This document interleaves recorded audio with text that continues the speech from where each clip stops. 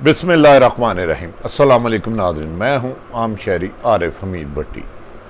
आज 30 जून लाहौर अहम तरीन दिन। नाज़रीन, आज कौमी असम्बली से बजट मंजूर हो गया।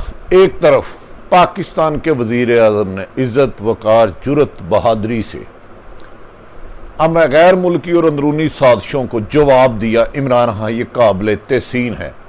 उन्होंने जो अमेरिकन टेलीविज़न को इंटरव्यू देते हुए कहा, चीनी आज वही लफ्ज़ दोहराए कि हमने माजी में अमेरिका की जंग लड़के नाकाबिल तलाफ़ी नुकसान उठाया, अब मज़ीद नुकसान नहीं करेंगे। अब सिर्फ पाकिस्तान के मफाद, पाकिस्तान के वक़ार, पाकिस्तान की इज़्ज़त को तरजीह दी जाएगी और सिर्फ पाकिस्तान में वो फैसले होंगे जो पाकिस्तान के लिए बेहतरी साबित हो।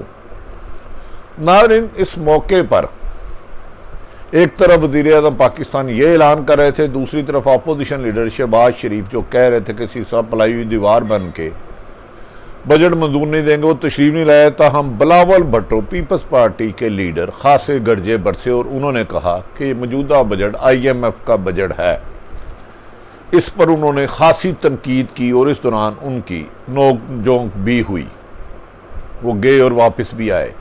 एक तरफ वज़ीर आज़म पाकिस्तान अमेरिका को जवाब दे रहा है, जो अमेरिका ना सुनने का आदी नहीं था, खुद को नौज़ बिल्ला दुनियावी खुदा समझता था। लेकिन जब लीडर बहादुर हो, जुरतमंद हो और उसका बैरून मुल्क कोई इंटरेस्ट ना हो तो वो मुल्की वक़ार में ही फैसला करता है। और दूसरी तरफ पाक फौज ने भी वाज़ेह तौर पे कह दिया है कि वो माजी में जो गलतियां हुई थी इसे नहीं दोहराएंगे और पाकिस्तान के मफाद के लिए, पाकिस्तान की ज़मीन को दहशतगर्दी से पाक करने के लिए कमर जवेद बाजवा ने वाज़ेह तौर पर कहा है, किसी भी कुर्बानी से दरेग नहीं करेंगे।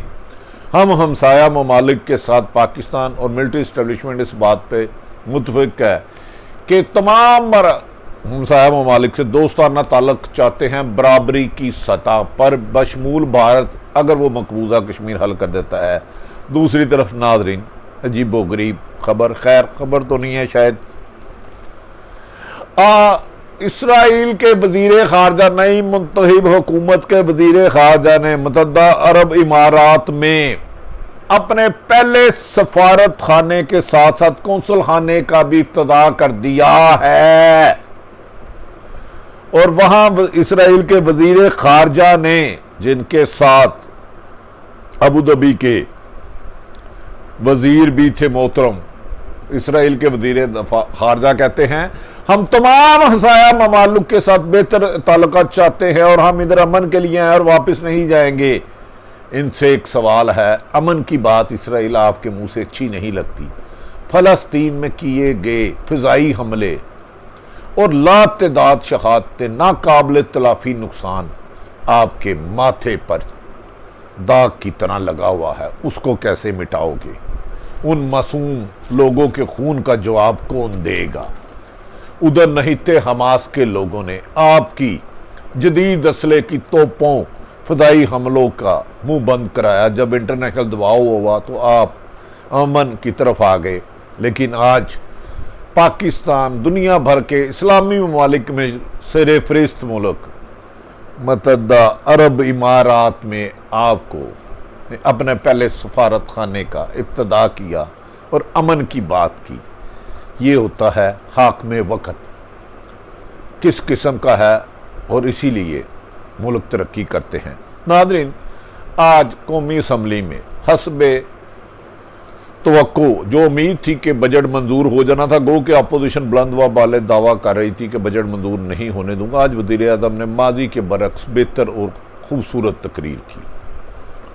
उन्होंने जहां तनकीद की वहां जो सबसे बड़ी बात की, जो 40 साल से पाकिस्तान धांधली में, इलेक्शन में धांधली की दलदल में धंस चुका है, जिसे हर जीतने वाले ने हारने वाले ने जीतने वाले पर धांधली का इल्ज़ाम लगाया। जहां धांधली या बुराई समझी नहीं जाती पाकिस्तान में, जहां धांधली तरक्की और जीतने की कामयाबी का रास्ता है, उस असम्बली में जहां हमेशा धांधली को डिफेंड किया जाता रहा, लड़ाई झगड़ा करते रहे। आज वज़ीर आज़म ने उस असम्बली में खड़े होकर कहा, मैं अपोजिशन को इलेक्शन इस्लाहात की दावत देता हूं ताकि आने वाले दिनों में शफाफ इलेक्शन हो सके।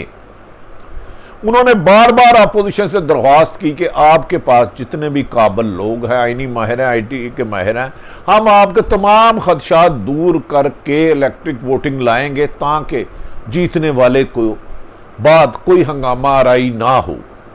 नाज़रीन, मेरी समझ से बाहर है इसकी अपोजिशन क्यों मुखालफत कर रही है। 2 दफा पीपल्स पार्टी की हुकूमत गिराई गई, धांधली के इल्जाम लगा के 2 दफा नून लीग की। तो मेरे भाई, अगर आप समझते हैं इस मशीन में खामी है अपोजिशन, आगे बढ़ो और उसमें अपने बेहतर IT के एक्सपर्ट लाकर उन खामियों को दूर करो, ना ये कि इंतखाबी इस्लाहात का ही बाइकाट कर दो। खुदा ना खास्ता अगर कोई बीमार होता है तो वो डॉक्टर के पास इसीलिए जाता है कि मेडिसिन से इलाज हो जाए। अगर भाई धांधली होती रही है, हर इलेक्शन के बाद नून लीग और पीपल्स पार्टी, हर जमात बशमूल PTI धांधले करते रही। अगर पहली दफ़ा किसी वज़ीर आज़म ने एक इनिशिएटिव लिया है धांधली के खात्मे का तो आगे बढ़े। इस तकरीर में वज़ीर आज़म ने यह भी कहा कि माजी में अमेरिका जो कुटपुतली इशारों की तरह पाकिस्तान से लेता था अब वो भूल जाए। उन्होंने ये भी तस्लीम किया कि मुझ पर दबाव था कि मैं अफगान बॉर्डर पर बेस दूँ। मैंने इनकार कर दिया क्योंकि मैंने उनसे कहा, अमेरिकन से, कि अगर 20 साल आप दुनिया के जदीद तरीन असले और UNO की फ़ौजें ले के $1 ट्रिलियन लगा के भी अफ़गानिस्तान में नाकाम लौटे हो तो पाकिस्तान अपने बरादर इस्लामी मुल्क पर बमबारी क्यों करेगा? हम हरगिज़ नहीं देंगे। उन्होंने ये भी इंदाज किया कि उस 20 साल झगड़े की वजह से हमारे कबायली इलाके का जो अमन तबाह हुआ, जो दहशत गर्दों ने माजगा बनाने की कोशिश की, जिसे पाक फौज ने कुर्बानियाँ ख़त्म की, आज तक उसके असरात आते हैं। नाज़रीन, रद्दुल फसाद और ज़रब अज़ब में जितनी पाक फौज ने कुर्बानियाँ दी, ये कोई भी मुल्क दुनिया के जितने भी मुल्क कोई तसव्वुर नहीं कर सकता कि पाक फौज ने 80,000 से बशमूल अवाम, पुलिस और दीगर महकमों ने कुर्बानियाँ देकर वहाँ अमन कायम किया। वहाँ पाकिस्तान के अफसर सपूतों ने और जवानों ने बारूद पर चलते हुए अमन की चादर बिछाई। अब अमेरिका की ख्वाहिश पर इसे किस तरह फसाद में बदला जा सकता है, इस कुर्बानी के लिए आज जो अमन का आप सांस ले रहे हैं। पाकिस्तान में अरसा दराज से दहशत गर्दी हो रही है। पहली दफ़ा हुआ है नाज़रीन, लाहौर जोहर चौक में दहशत गर्द हमला आवर, जिसका रा का एजेंट था, जिसके पीछे इसराइल का हाथ था, चंद दिनों में गिरफ्तार कर गया। इसकी भी पाक फौज, एस्टेब्लिशमेंट और एजेंसियां मुबारकबाद की मुस्तहिक हैं। वज़ीर आज़म की आज तकरीर में पता चल रहा था कि वज़ीर आज़म ये बात सोच चुके हैं कि हुकूमत रहे ना रहे गंद साफ करना। अब वज़ीर आज़म का इम्तहान असल शुरू आज होगा। अपोजिशन इसमें रुकावट डालेगी, लेकिन वज़ीर आज़म साहब, इमरान खान साहब, आपने इनको भागने नहीं देना, मज़ाकरात की टेबल में लाना है। इलेक्शन इस्लाहात के लिए इनके तजावीज़ लेनी है और उस पर अमल दरामद कराना है, ताकि जब आइंदा इलेक्शन जब भी कभी हो, तमाम जमातें इलेक्ट्रिक वोटिंग पे, डिजिटल वोटिंग पे मुत्तफिक हों, ताकि हारने वाले पर, जीतने वाले पर इल्ज़ाम लगाने का जवाज़ ही ना रहे। आपने ये जो कदम बढ़ाया है, अपोजिशन की नाराज़गी के बाद आप और कदम बढ़ाए। अच्छे काम के लिए, बड़े मकसद के लिए जद्दोजहद करनी पड़ती है, क्योंकि इस माशरे की सियासतदानों में, इस मुल्क में पिछले 40-50 सालों से सिर्फ धांधली ही सीखी है। इन्होंने धांधली रोकने की कोशिश ही नहीं की, क्योंकि माजी में हुक्मरान हमेशा किसी ना किसी धांधली के बेनिफिशरी रहे हैं। इसके लिए आपको कुर्बानी देनी होगी। हाँ, वज़ीर आज़म इमरान खान साहब, याद रख लें, आप अगले इलेक्शन में कामयाब इस सूरत में होंगे। ये आपके 2 कारनामे हैं। एक, आपने अमेरिका को बेस ना देने का वादा हुक्म किया, ना माना, गुलामी से इनकार किया, जुर्रत, बहादरी, दलेरी, बाइज़्ज़त, बावकार तरीके से इनकार किया और बरमला इसका इजहार किया। दूसरा, इलेक्शन इस्लाहात के बेहतर किया। लेकिन वज़ीर आज़म साहब, आपके लिए आपके सामने सबसे बड़ा चैलेंज इस वक्त महंगाई है। आज पेट्रोल की कीमत बढ़ गई है।